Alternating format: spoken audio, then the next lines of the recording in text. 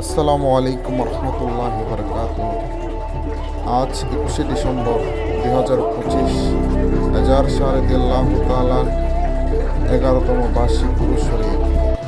তিনি একজন আল্লাহর ভক্ত ও আধ্যাত্মিক কেরামতির অধিকারী ছিলেন।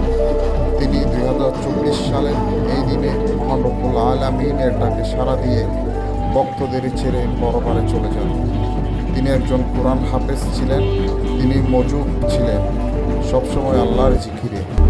তার অনেক অলৌকিক কেরামতির কথা লোকমুখে ও আশেক ভক্তদের থেকে শোনা যায়।